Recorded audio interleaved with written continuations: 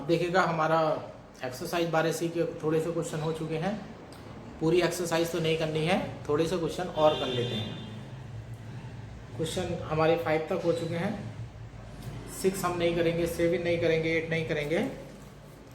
8 का एक पार्ट है, थोड़ा सा ठीक है ये।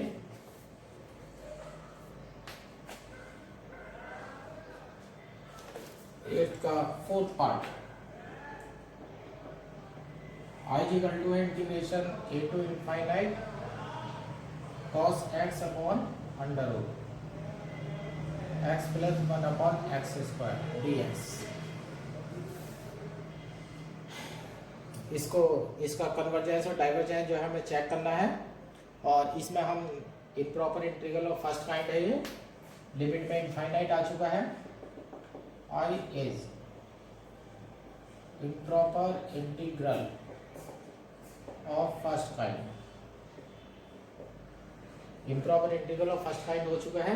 इसमें हम टेस्ट अप्लाई करने वाले हैं, डिरिचलेट टेस्ट अप्लाई करेंगे, जिससे क्वेश्चन जो है हमारा आसानी से हो जाएगा। लेट ऐसे करिएगा, f x equal to 1 upon under root x plus x square, और फाइव एक्स इक्वल टू ले लीजिएगा कॉस एक्स। अब एफ एक्स के बारे में देखिएगा, चूंकि f x equal to 1 upon under root x plus x square denominator है, तो जैसे जैसे एक्स की वैल्यू बड़ी होती चली जाएगी, ये फंक्शन की वैल्यू जो है वो छोटी होती चली जाएगी। इज मोनोटोनिक डिक्रीजिंग एंड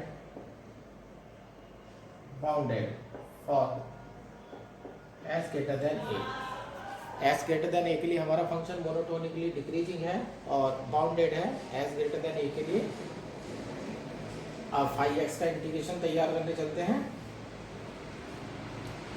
चूंकि mode integration a to x 5x dx, mode integration a to x cos x dx, mode ये sin x हो जाएगा, लिमिट a to x हो जाएगी, और मोड में हो जाएगा sin x minus sin a। और साइन का डिफरेंस हो या कॉस का डिफरेंस हो पहले से डिसाइड हो चुका है, तो पहले से ही चलता आ रहा है कि जो इसका डिफरेंस होगा वो 2 से छोटा होगा, 2 या 2 से छोटा। इस two implies integration a to x 5x dx is convergent. 5x आपका convert sorry bounded,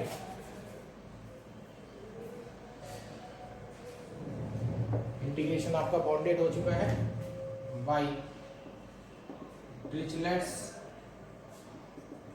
test.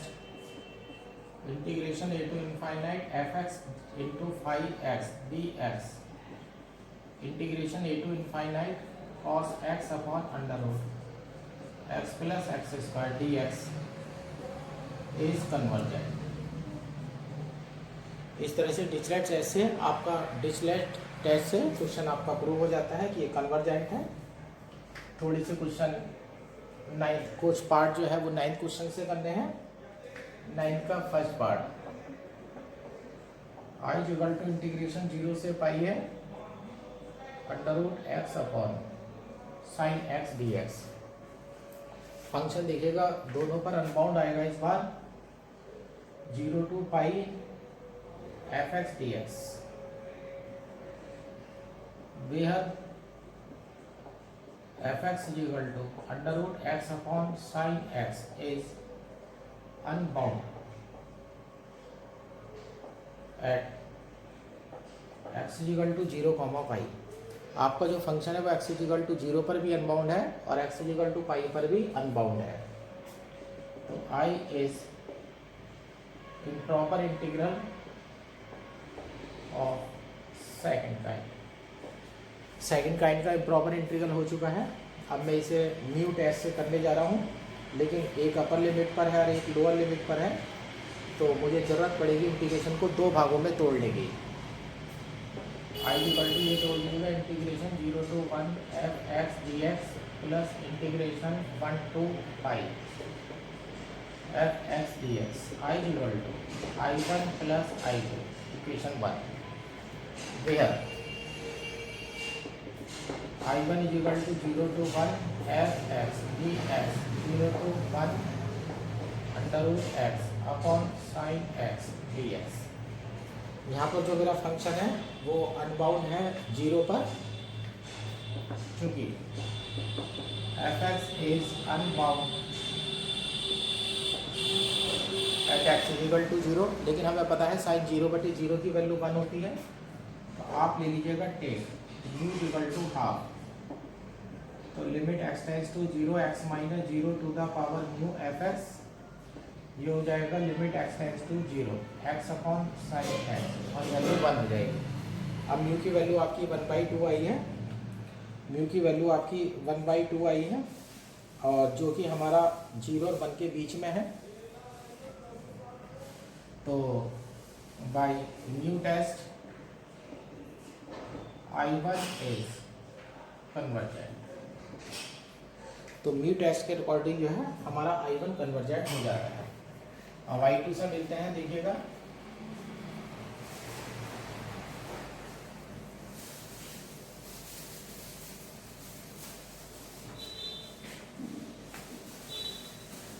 I2 is equal to 1 to pi fx dx is equal to 1 to pi और under root x plus sine x dx। fx is unbound at x is equal to pi, x is equal to pi पर आपका function जो है वो unbound है। फिर आप ऐसे ही काम करिएगा,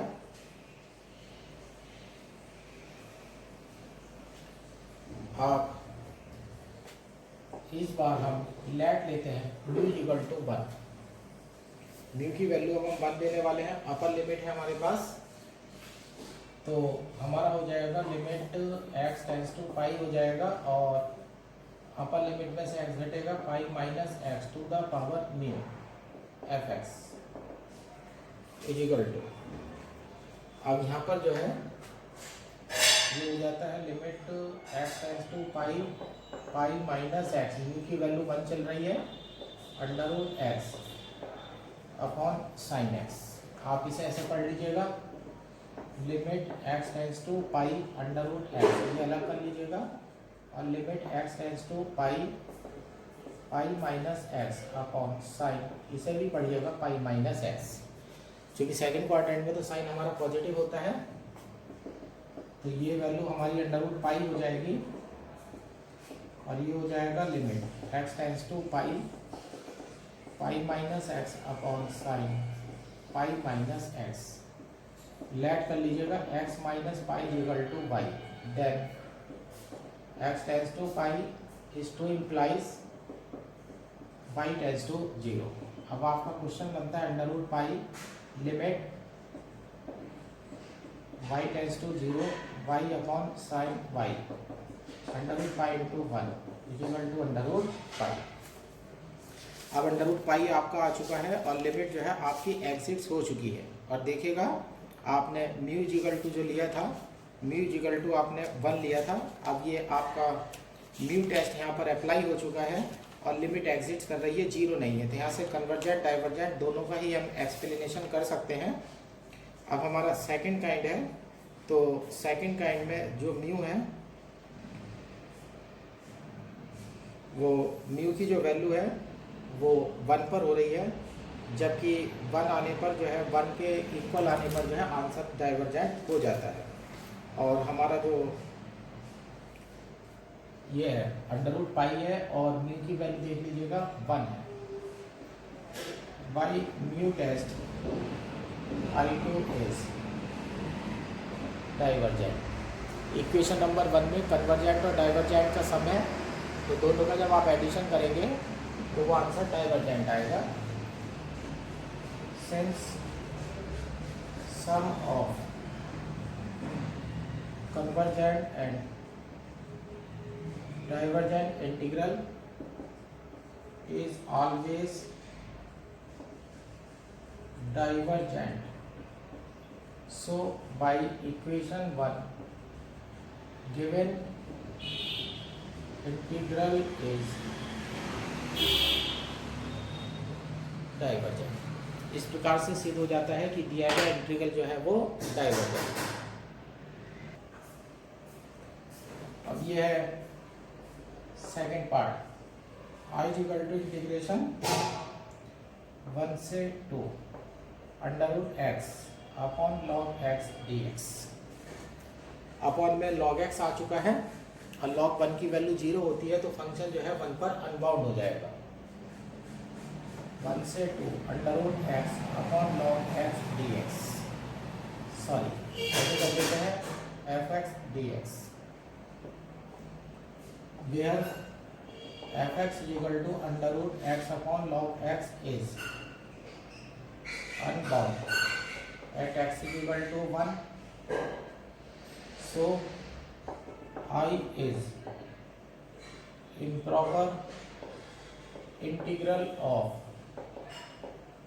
second kind। इस प्रकार से आपका जो I है वो सेकेंड काइंड का इम्प्रॉपर इंटीग्रल बन जाता है। अब हम म्यू की वैल्यू लेने चल रहे हैं। We take mu equal to 1, limit x tends to 1 हो जाएगा, एक्स माइनस 1 की पावर म्यू एफ एक्स हो जाएगी, तो ये हो जाएगा limit x tends to 1 x minus 1 under root x upon log x. Under root x को जो है आपका कोई खतरा नहीं है, या आप ऐसे कर दीजिएगा, एल हॉस्पिटल रूल की तैयारी करते हैं। Limit x tends to 1 x to the power 3/2 minus x to the power 1/2 upon log x. अब इस समय ये 0/0 की फॉर्म है by L Hospital rule. L Hospital rule लगा दीजिएगा, तो limit x tends to 1 3/2 under root x minus 1/2 1 upon root x upon log x का हो जाएगा 1/x। एक्स ऊपर आ जाएगा तो ये हो जाएगा limit x tends to 1 3/2 x to the power 3/2 minus 1/2 root x, 3/2 minus 1/2, तो ये हो जाता है 1। लिमिट एग्जिस्ट कर चुकी है और इस समय जो वैल्यू है वो हमारी 0 भी नहीं आ रही है, तो डाइवर्जेंट का केस पास हो जाएगा क्योंकि mu equal to 1 by mu test comma given integral is divergent. जो दिया गया इंटीग्रल है वो डाइवर्जेंट हो जाता है। एक थर्ड पार्ट कर रहे हैं। थर्ड पार्ट में है आई इक्वल टू इंटीग्रेशन 0 से π/2 है x to the power m और cosec to the power n x dx। अब अगर पावर पॉजिटिव है, अब यहाँ π/2 पड़ा हुआ है, साइन π/2 की वैल्यू 1 होती है तो cosec π/2 की वैल्यू भी जो है 1 हो जाएगी। अब इसे जो प्रॉब्लम है वो cosec 0 की वैल्यू इनफाइनाइट है, तो यानी कि हमारा क्वेश्चन ये है 0 से π/2 x to the power m upon sine x to the power n dx। ये कर लेते हैं 0 से π/2 x to the power m, sorry यहाँ एफ एक्स dx, चूँकि f x is equal to x to the power m upon sine x to the power n is unbound at x is equal to 0, so I is improper integral of second kind। अब ये second kind का आपका improper integral जो है वो हो चुका है।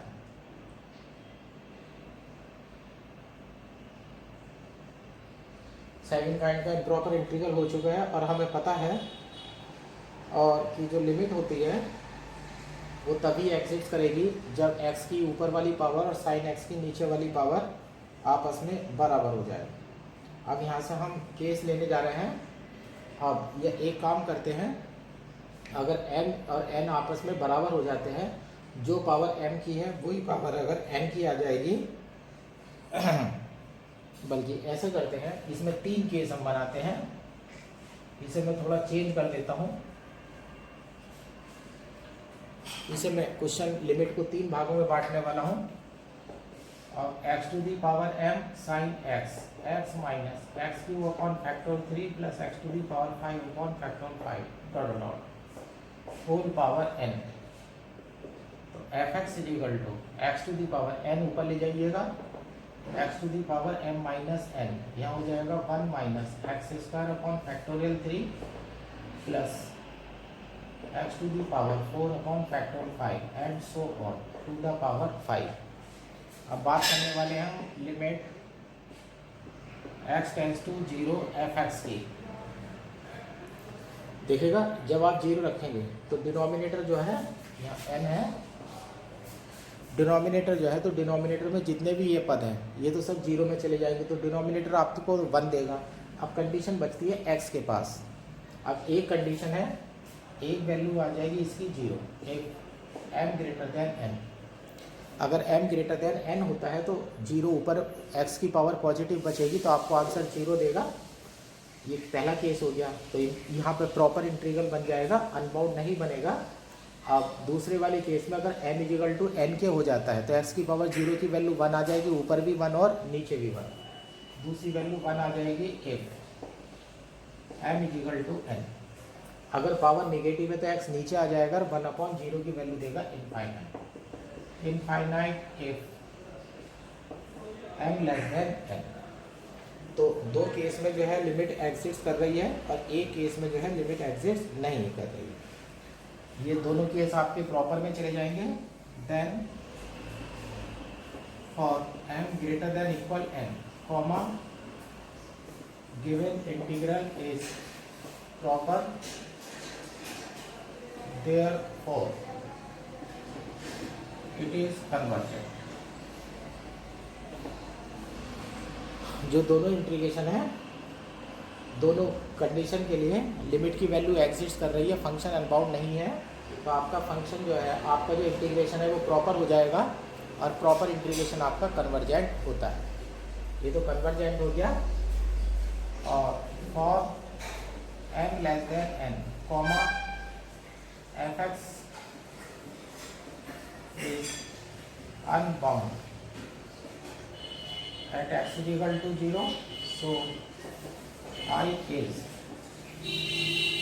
improper integral of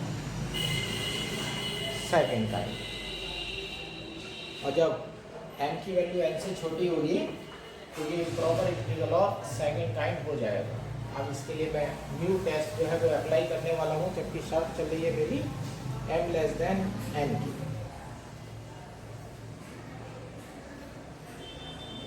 अब यहाँ से केस बना लेते हैं।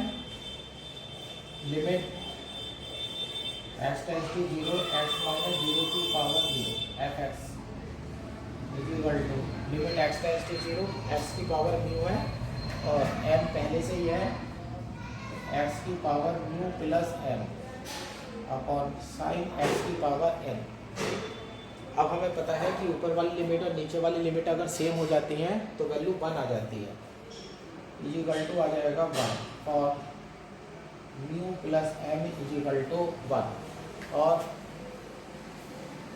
Mu equal to 1 minus m। अब लिमिट एग्जिस्ट हो गई है और 0 नहीं है।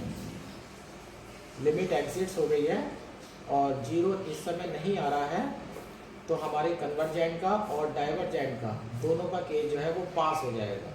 और बल्कि आप ये करेंगे, यहाँ पर मैंने पहला डाल दिया है म्यू प्लस, नीचे और ऊपर की पावर बराबर होगी तो mu plus m equal to n होगा और यहाँ बन जाएगा म्यू की वैल्यू बन जाएगी n माइनस m। अब यहाँ से आप दोनों केस बना सकते हैं by mu test comma given integral is convergent for 0 less than mu less than 1 is to implies 0 less than n minus m less than 1 is to implies 1 less than m less than n less than m plus 1। यहाँ से आपकी condition आ जाती है और given integral is divergent for mu greater than equal 1 is to implies n minus m greater than equal 1 is to implies n greater than equal m plus 1। यहाँ से condition हमारी बन जाती है अब यहाँ से एन और एम का रिलेशन हमारा आ चुका है और इस तरह से हमारा जो एक्सप्लेनेशन है वो कंप्लीट हो जाता है। अब जैसे इसका एक 5वां पार्ट है, आई जी इक्वल टू है इंटीग्रेशन 0 से 1 log under root x d x. इसमें हम कोई भी टेस्ट नहीं लगाएंगे, इसे हम सिंपली कर देंगे क्योंकि हम इसे लिख सकते हैं इंटीग्रेशन 0 से 1 log x की पावर 1/2 dx, तो यह आ जाता है 1/0 to 1 log x dx। अब जो हमारा फंक्शन है, चूंकि log x is unbound at x is equal to 0, so it is improper integral of second kind. ये हमारा improper integral of second kind बन गया है। अब हम इसे सबसे पहली एक्सरसाइज के मेथड से कर देते हैं क्योंकि log x का इंटीग्रेशन जो है वो हम जानते हैं। log x का इंटीग्रेशन हम इंटीग्रेशन बाई पार्ट से कर सकते हैं, क्योंकि टेस्ट की ज़रूरत तब होती है जो इंटीग्रेशन सीधे सीधे नहीं होते हैं। अब हम इसे लिख देते हैं I equal to 1/2 limit epsilon tends to 0 integration epsilon से 1 log x इंटू 1 dx। अब इसमें आप फर्स्ट और सेकंड जो है वो अप्लाई कर दीजिएगा। आपका आ जाएगा 1/2 x log x minus x limit epsilon से 1, तो 1/2 अपर लिमिट में 1 आएगा तो log 1 की वैल्यू 0 हो जाएगी और माइनस अपर लिमिट में 1 आ जाएगा माइनस यह हो जाएगा epsilon log epsilon minus epsilon. अब यहाँ पर देख लीजिएगा वैल्यू में आपको क्या प्रॉब्लम है। log 0 की वैल्यू तो इनफाइनाइट होती है।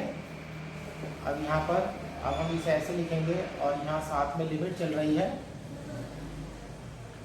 Limit epsilon tends to 0, limit epsilon tends to 0 1/2 हो जाता है, माइनस का 1 सही है और यहाँ पर माइनस का एप्सिलॉन है। जब आप 0 रखेंगे तो यहाँ पर वैल्यू 0 बन जाएगी, लेकिन यहाँ पर 0 इंटू इनफाइनाइट की फॉर्म है, तो ये हम कर देंगे minus limit epsilon tends to 0 epsilon into log epsilon, तो 1/2 1 minus limit epsilon tends to 0। अब इसे हम कर देते हैं log एप्सिलॉन अपॉन 1 एप्सिलॉन। अब ये बीएससी पार्ट 1 के अकॉर्डिंग फॉर्म बन चुकी है, इनफाइनाइट अपॉन इनफाइनाइट की फॉर्म बन चुकी है by L Hospital rule. 1/2 minus 1 limit epsilon tends to 0 log epsilon का 1 एप्सिलॉन होगा माइनस 1 एप्सिलॉन स्क्वायर हो जाएगा, ये हो जाएगा 1/2 minus 1 minus limit epsilon tends to 0 minus minus plus epsilon हो जाएगा 1/2 माइनस 1 प्लस 0। अब वैल्यू आपकी आ जाती है माइनस का 1/2। माइनस का 1/2 फाइनाइट क्वांटिटी है, तो हमें सीधे सीधे 12th क्लास के लेवल से ही पता लग गया कि अगर हम इसका इंटीग्रेशन करते हैं तो ये फाइनाइट क्वांटिटी आती है और जिसका इंटीग्रेशन फाइनाइट क्वांटिटी होता है वो हमारा कन्वर्जेंट होता है। इस two implies I is convergent. इस तरह से प्रूव हो जाता है कि I जो है वो कन्वर्जेंट है। अब देखिएगा मैं नया टॉपिक शुरू कर रहा हूँ, integral as a function of parameter. यानी कि हम उन इंटीग्रेशन की बात करने वाले हैं जो पैरामीटर पर डिपेंड करते हैं, जिन इंटीग्रेशन में पैरामीटर होता है। पैरामीटर मीन्स यानी कि आर्बिट्ररी कांस्टेंट। ये जो पोर्शन है जो अब मैं पढ़ाने वाला हूँ ये आपकी बुक में अवेलेबल नहीं है, पुरानी किताब में ये था, लेकिन 2 साल ऐसा हो चुका है कि इससे क्वेश्चन आया हुआ है। तो रियल एनालिसिस में थोड़ा सा हमें ध्यान रख करके काम करना होता है। वैसे भी आसान टॉपिक है, मतलब समझ लीजिएगा 2 वीडियो में जो है हम इस टॉपिक को निपटा देंगे। अभी आपके बुक से अलग मटेरियल है जो हो सकता है आ भी जाए और ना आ जाए। बिल्कुल ये 12th लेवल पर जाकर के चैप्टर होगा। ये है क्वेश्चन, इसके क्वेश्चन में आपको लिख दूंगा छोटा है इंटीग्रेशन 0 से pi log 1 plus alpha cos x upon cos x dx is equal to pi sine inverse alpha if mod alpha less than 1। अब ये इस तरह के इंटीग्रेशन है, इसमें से कोई सा भी इंटीग्रेशन जो है 90%, एक आध इंटीग्रेशन कोई ऐसा आ सकता है जो आपने पहले कभी करा हुआ हो, जैसे कि गामा फंक्शन में होता है या बीटा फंक्शन में होता है, लेकिन यहाँ पर नॉर्मल इंटीग्रेशन वो आएंगे जो अभी किसी भी हालत में नहीं हो सकते। अब इसमें इंटीग्रेशन जो है वो एक्स के रेस्पेक्ट में है और एक वैल्यू पड़ी हुई है अल्फा। यहाँ पर अल्फा जो है वो पैरामीटर है, आपको क्या करना है, इंटीग्रेशन बाद में करना है। क्या बोला, इंटीग्रेशन बाद में करना है, पहले पैरामीटर के रेस्पेक्ट में इसका डिफ्रेंशिएशन करना है, उसके बाद में इंटीग्रेशन होगा। यहाँ पर इसे आप ऐसे लिख लीजिएगा, और जब क्वेश्चन हो जाएगा यहाँ पर तो फिर उसके बाद क्वेश्चन जो है वो बीएससी पार्ट 1 में चला जाएगा। I is equal to integration 0 to pi log 1 plus alpha cos x upon cos x dx। Equation number 1 मान लीजिएगा। Differentiation with respect to parameter alpha d upon d alpha. Integration 0 से पाई, आप integration को नहीं छुएंगे क्योंकि डिफरेंशिएशन जो कर रहे हैं आप वो पैरामीटर के रेस्पेक्ट में कर रहे हैं। पहले लॉग का करेंगे तो 1 upon 1 plus alpha cos x हो जाएगा इंटू 1 अपॉन कॉस एक्स पहले से ही है, और फिर जब अल्फा के रेस्पेक्ट में ब्रैकेट का करेंगे तो इंटू में कॉस एक्स डी एक्स हो जाएगा। कॉस एक्स से कॉस एक्स कैंसिल हो जाता है। अब ये क्वेश्चन जो है आपका बीएससी पार्ट 1 में, बल्कि बीएससी पार्ट 1 में मत कहिएगा, 12th क्लास में चला जाएगा। कॉस की एक पावर है, 10 का रास्ता अपनाइएगा।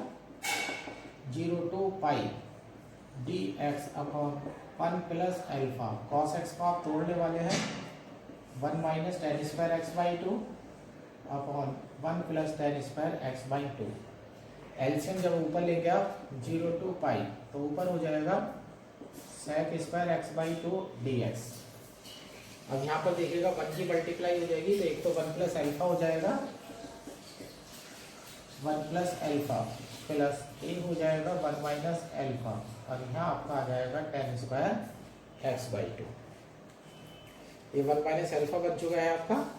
अब 10 का डिफरेंशिएशन ऊपर पड़ा हुआ है आपका left, 10 x by 2 is equal to t differentiation sec square x by 2 d x is equal to 2 d T.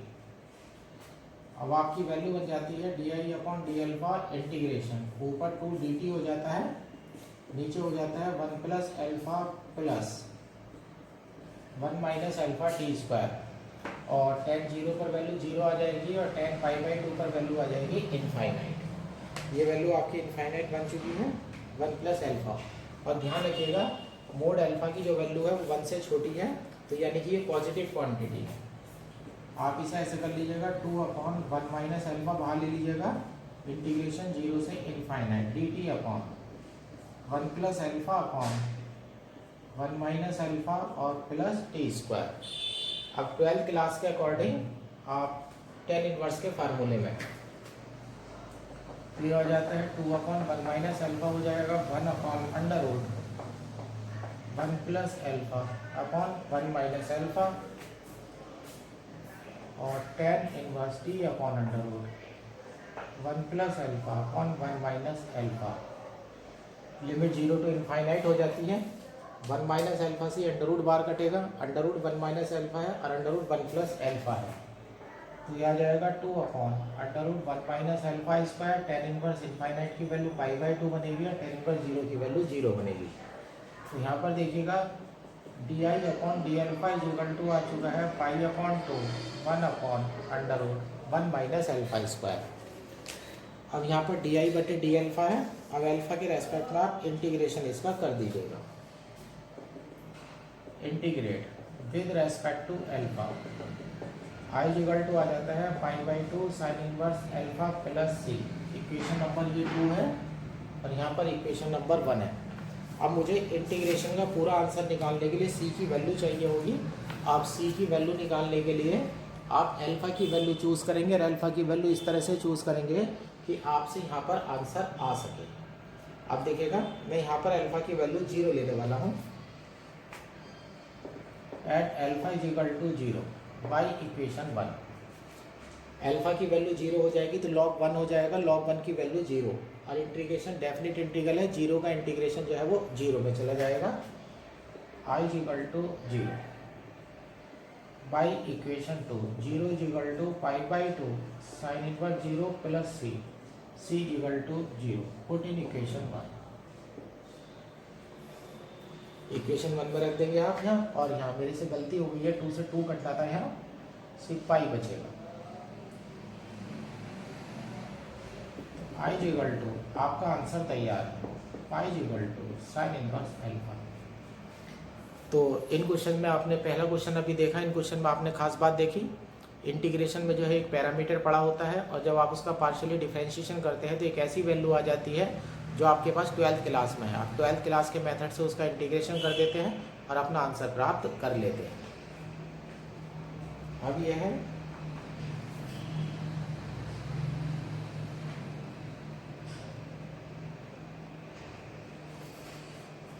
Question, prove that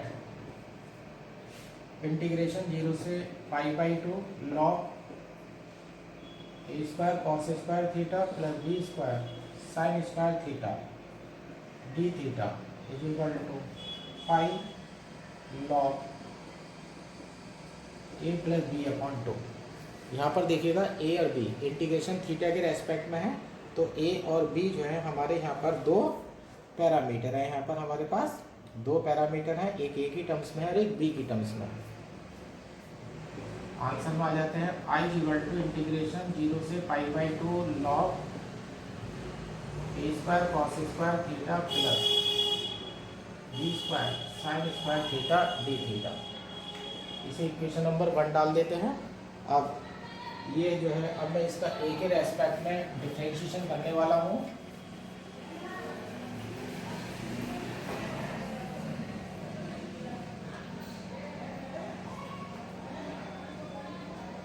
differentiate with respect to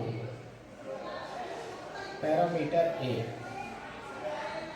तो d I upon d a हो जाएगा, log है integration 0 से pi by 2, जब आप नीचे log का differentiation करेंगे तो ये हो जाएगा a square cos square theta plus b square sine square theta. A के रेस्पेक्ट में पार्शियली डिफरेंशिएट कर रहे हैं तो 2a आ जाएगा और साथ में आ जाएगा cos square theta d theta. अभी आपका बीएससी पार्ट 1 का क्वेश्चन बन चुका है। अब tan और sec की तैयारी में आपको जाना पड़ेगा। अब यहाँ देख लीजिएगा कॉस स्क्वायर है, कॉस स्क्वायर से कॉस स्क्वायर अब हम काट देंगे तो 2a बाहर आ जाएगा, ये हो जाएगा 0 to pi by 2 d theta, और यहाँ हो जाएगा a square plus b square tan square theta. लेकिन tan स्क्वायर थीटा का डिफरेंशिएशन करने के लिए मुझे sec स्क्वायर चाहिए, तो 2a 0 से पाई बाई 2 ऊपर डाल दीजिएगा sec square theta d theta, नीचे हो जाएगा a square plus b square tan square theta, और इनटू में डाल दीजिएगा 1 प्लस tan स्क्वायर थीटा। ये 1 प्लस tan स्क्वायर थीटा आ जाता है। अब हम जो है यहाँ पर tan थीटा का डिफरेंशियल ऊपर sec स्क्वायर थीटा आ चुका है। अब हम लेट करने वाले हैं, let d tan theta is equal to t differentiation sec square theta d theta is equal to d t upon b. यहाँ से d I upon d a is equal to 2a upon b आ जाएगा। Limit 0 पर 0 आएगी, पाई by 2 पर infinite आएगी। b denominator में आ चुका है और यहाँ डी टी है, और यहाँ हो जाएगा a square plus t square, और यहाँ हो जाएगा 1 प्लस tan थीटा की वैल्यू रख रहे हो तो t square upon b square. जब एलसीएम लेंगे तो बी स्क्वायर ऊपर जाएगा, उससे एक पावर यहाँ कट जाएगी, तो ये हो जाएगा 2ab इंटीग्रेशन 0 से infinite d t upon a square plus t square और b square plus t square. आप देखिएगा दोनों में टी स्क्वायर है, अगर मैं इसमें से इसे माइनस कर देता हूँ तो ए स्क्वायर माइनस बी स्क्वायर बनेगा। अब आप इसके डायरेक्ट जो है पार्शियल फ्रैक्शन कर लीजिएगा, तो ये हो जाता है 2ab अपॉन में डाल दीजिएगा a square minus b square 0 से infinite a square minus b square d t, a square plus t square into b square plus t square. अब मैं 12th वाले मेथड से इसके पार्शियल फ्रैक्शन कर रहा हूँ। डिफरेंस मैंने ऊपर बना लिया है 2ab upon a square minus b square, zero से इनफाइनाइट, जिसे हम पढ़ेंगे t square plus a square और minus t square plus b square upon t square plus a square p square plus b square d t. ये हमारी value हो चुकी है। अब हमारे पार्शियल फ्रैक्शन यहाँ पर आराम के साथ हो जाएंगे और हमारी वैल्यू भी जो है वो तैयार हो जाएगी।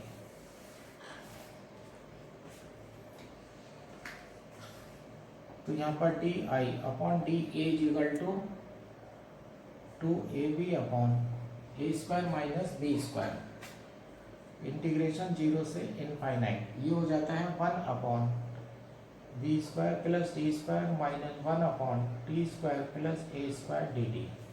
अब दोनों इंटीग्रेशन जो है वो आपके tan इनवर्स में हो चुके हैं। तो हमें मिलता है 2ab upon a square minus b square, यहाँ हो जाता है 1 upon b tan inverse t upon b minus 1 upon a tan inverse t upon a. अब लिमिट हमारी जीरो से इनफाइनाइट जा रही है, तो tan इनवर्स जीरो पर जो वैल्यू है वो तो जीरो होगी, लेकिन tan इनवर्स इनफाइनाइट पर π/2 मिलेगा। तो हमें मिलेगा 2ab upon a square minus b square, π/2 बाहर आ जाएगा और ये हो जाएगा 1 अपॉन बी माइनस 1 अपॉन ए, 2 से 2 कैंसिल। अब ए बी से जो है ए बी कट जाएगा, एलसीएम जब लेंगे तो ए बी अपॉन ये हो जाता है a minus b a plus b, और ये हो जाता है a minus b upon a b, ये cancel, a minus b cancel. अब यहाँ से d I upon d a की वैल्यू मिलती है हमें, हाँ पाई रह गया है, pi upon a plus b, integrate with respect to a, a के रेस्पेक्ट में इंटीग्रेशन कर दीजिएगा, तो आई इक्वल टू आ जाता है pi log a plus B plus c, equation number 2। अब मुझे कांस्टेंट सी की ज़रूरत है और जो वैल्यू निकाली गई है वो ए का इंटीग्रेशन करके निकाली गई है ना। अब मैं ए इक्वल टू 0 पर जो है यहाँ पर वैल्यू लेने जा रहा हूँ। अब यहाँ put a equal to 0 in equation 1। Equation 1 में जब ए इक्वल टू 0 लगते हैं तो आई इक्वल टू बनता है 0 से π/2, एक टर्म हमारी गायब हो जाती है। अब ये हो जाता है log b sin थीटा का whole square d theta.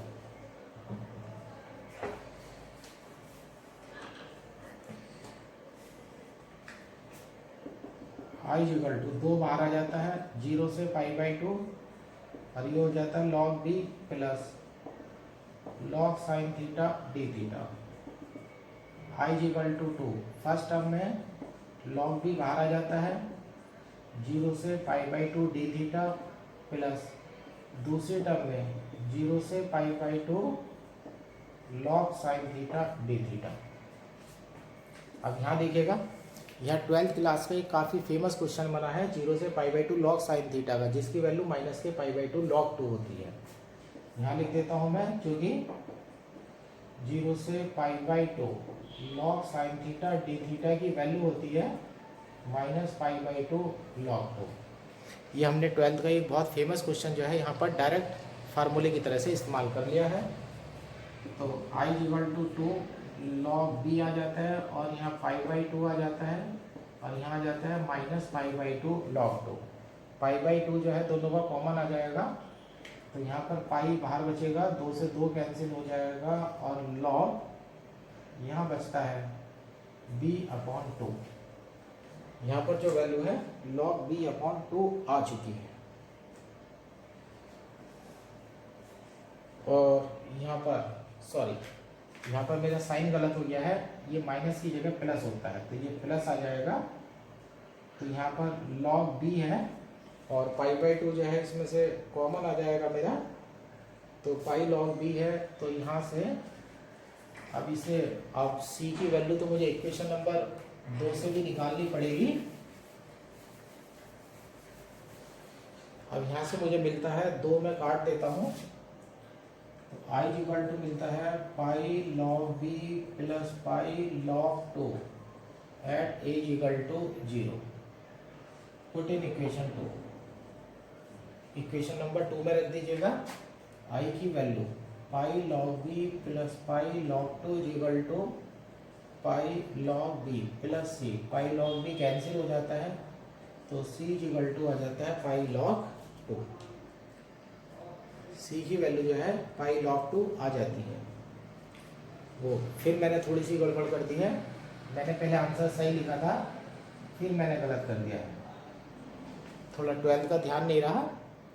Minus के पाई बाई 2 लॉग 2 है तो यहाँ माइनस आएगा, तो यहाँ पर आएगा हमारा माइनस का पाई लॉग 2। पुट इन इक्वेशन 1, इसे इक्वेशन नंबर 1 में रख देंगे हम।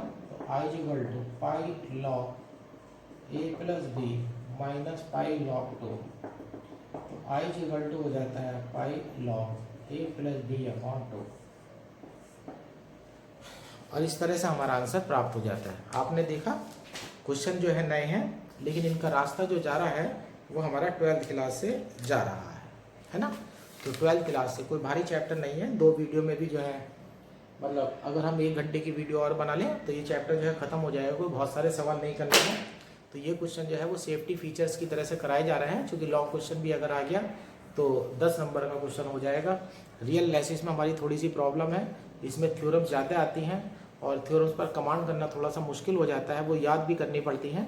तो इसलिए जितने भी न्यूमेरिकल हमें जिस टाइप के भी मिल सकते हैं उतने ही न्यूमेरिकल अगर हम कर लेते हैं तो कम से कम ये मानिएगा कि हम 60% पेपर जो है हैंडल कर सकते हैं।